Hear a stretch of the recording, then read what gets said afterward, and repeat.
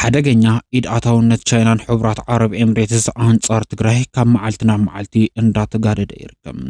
17 ወተሃደራት ቻይና ኣንጻር ትግራይ ወተሃደራዊ ናይ ድሮን ወፍሪ ንምክያድ ሰመራ ኣትዮም ከም ዘለዉ ተገሊጹሎ።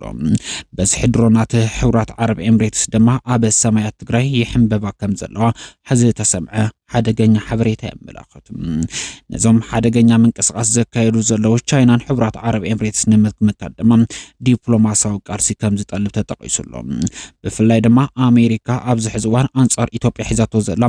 ወሳኒ ዝተባሃለ ዲፕሎማሲያዊ ቃልሲ ክንብለጸሉ ዝጠልብ ሓድነት መሰረት ዝገበረ ዲፕሎማሲያዊ ቃልሲ ይሓትት።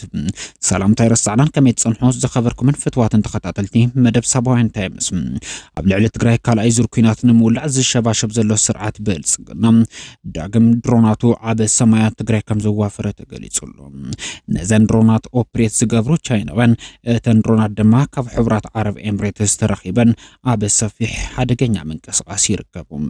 እዚ ዝተሰምዐ ሓደገኛ ሓበሬታ እንታይ ይመስል ብትንታነ ናባኹም ክንቕርቦ ኢና። ላይክ፣ ኮሜንት፣ ሼር፣ ሰብስክራይብ እንዳገርኩም ተኸታተሉና ሓቢርኩም ናጽንሑ።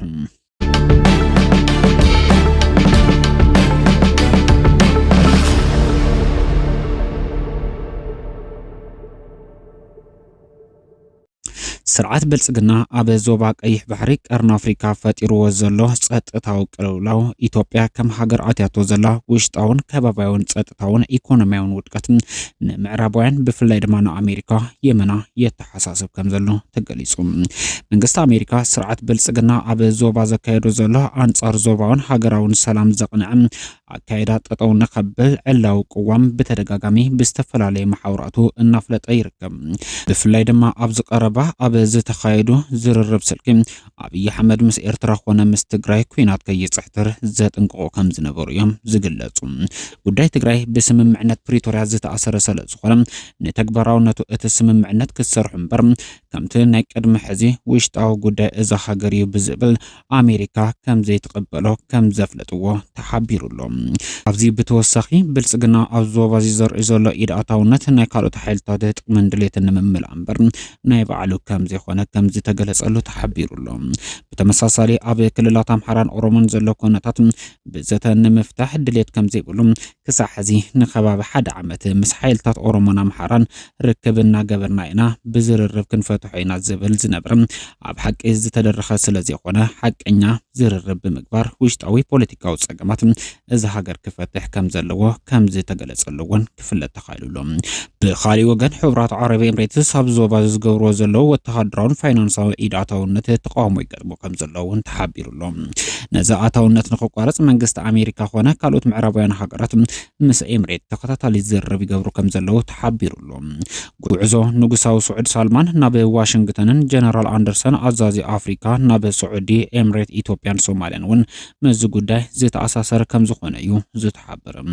እዚ ከምዚ ኢሉ እናሃሎ 17 ቻይናን ወተሃደራት ክኢላታት ድሮን ናብ ኢትዮጵያ ዝኣተዉ እንትኾኑ ምስ ወተሃደራት ኤምሬት ተሓዊሶም ኣብ ሰመራ ንዝርከብ ድሮናት ኤምሬትስ ከዋፍሩ ምጅማሮም ተገሊጹሎ። ንቅንያት ሕዳር ጽዮን ሓዊሱ ብጽዑቕ ክሳዕ ሎም መዓንቲ ኣብ ልዕሊ ትግራይ ወተሃደራዊ ሰርቪልያንስ ዘካየዳ ዘለዋ ኮይነን ብቻይናን ወተሃደራት ዝዋፍራ ዘለዋ ዋንነትን ናይ ኤምሬት ዝኾና ዊንግሎንግ ሬንቦ ድሮናት ምዃነን ተገሊጹሎ።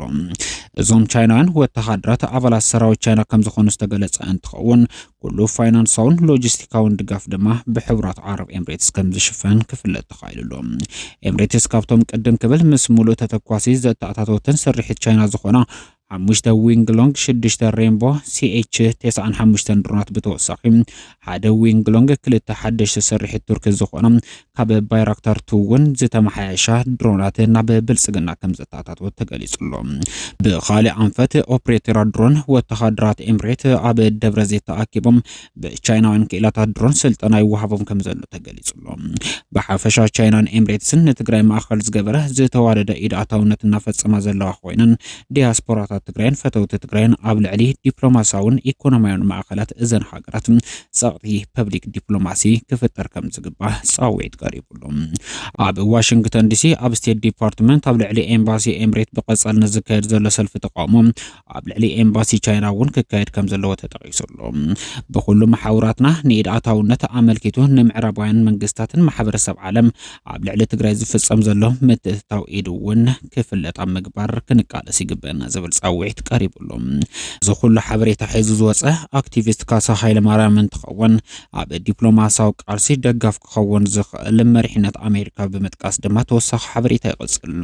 ብፍላይ ድማ ሴክሬታሪ ጉዳያት ወፃኢ ኣሜሪካ ዝኾነ ሩቢዮ ኣብ ዝግበር ዲፕሎማሲያዊ ቃልሲ ሓጋዝ ክኸውን ከም ዝኽእል ዝጠቅስ ካሳ ሃይለማርያም ብዛዕባ ሩቢዮ ነዚ ዝስዕብ ይብል ሩቢዮ ሴክሬታሪ ጉዳያት ወፃኢ ኣሜሪካ ኮይኑ ብፕሬዚደንት ትራምፕ ካብ ዝስየምን ብኮንግረስ ኣሜሪካ ካብ ዝጸድቀሉ 10 ኣዋር ሓውፂሩሎ ቅድሚኡ ግን 14 ዓመታት ኣባል ሴኔት ኣሜሪካ ዝነበረ እንትኸውን ኣብ ሴኔት ኣሜሪካ ድማ 14 ዓመታት ኣባል ኮሚቴ ጉዳያት ወፃኢ ሴኔት ኣሜሪካ ኮይኑ ከም ዘገልገለ ካሳ ሃይለማርያም ይዘኻኸር ካብዚ ብተወሳኺን ምክትል ኣቦ ወንበር ኮሚቴ ኢንተለጀንስ ሴኔት ኣሜሪካ ኮይኑ ኣብ እዋን ኩናት ጽንተት ትግራይ ኣትሒዙ ክሳዕ ሴክሬተር ዝኾነሉ ን4 ዓመታት ዝኣክል ኣገልጊሉ እዩ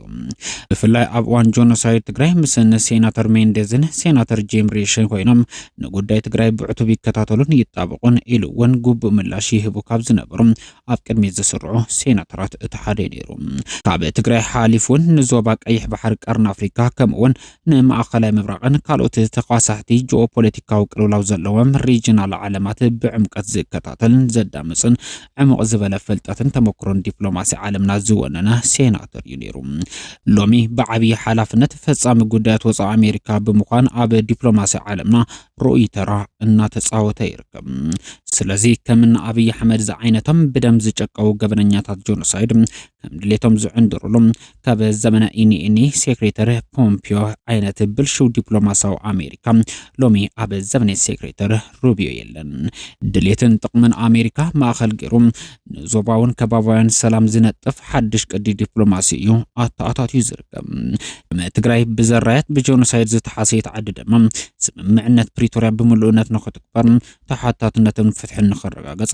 ሕውየት ትግራይ ንኽገሓድ ሓዲኡ መዋጽኦ ምስ ሓድሽ ቅዲ ዲፕሎማሲ ኣሜሪካ ምስጓም ኣድላይ እዩ እዚ ናብ ረብሓ ትግራይ ንምሽራፍ ግን ግድን ንኹሉ ዓቕምታት ትግራይ ዘተኣኻኽብ እስትራቴጂካዊ ኣመራርሓን ኣተሓሳስባን ትግራይ ብቁልጡፍ ክዕረ ይግባእ ምስ ማሕበረሰብ ዓለም ክስጉም ዝኽእል መሪሕነት ክፍጠር ይግባእ ካብ ዝወፃእ ግን ሓድነትካ ተሸርሺሩ እቲ ሓደ ተኸሳሲ ኮንካ ኣብ ዲፕሎማሲያዊ ቃልሲ ከቢድ ጽልዋ ዝሕድር ስለዝኾነ ኣብ ትግራይ ዘሎ መሪሕነት ሓድነቱ ኣስጢሙ ናብ ሓደ መስመር ተሰሪዑ ቃልሱ ክካየድ ከም ዝግባእ እውን እንዳተገለጸ ይርከብ ኣብዚ ሕዚ እዋን ኣብ ከቢድ ህልውና ሓደጋ ወዲቓ እትርከብ ትግራይ ውሽጣዊ ፀገማታ ንግዚኡ ክጸንሕ ተገይሩ ህልውና ውሕስ ኣብ ዝገብር ሓደ መስመር ዝስርዕ መሪሕነት ክትከል ከም ዝግባእ እንዳተጠቐሰ ይርከብ መሪሕነት ተሸርሺሩ ኣብ ዝርከበሉ እዋን ህዝቢ ናብ ሓደ ኣምጺኻ ገጢሙ ዘሎ ህልውና ሓደጋት ንምምካት ኣብ ዝግበር ምንቅስቓስ ግን መወዳእቱ ስዕረት ስለ ዝኾነ መራሕቲ ትግራይ ናብ ቀልቦም ከመለሱ ጻውዒት እንዳቀረበ ይርከብ ኣብዚ ጉዳይ ክቡራትን ፍትዋትን ተኸታተልትና ዘለኩም ሓሳብ ከም ትልሙድ በትሕትና ንትግራይ ብዝሃንጽ መልኩ ሓሳብኩም ከተንጸባርቁና ከም ትልሙድ በትሕትና ንዕድም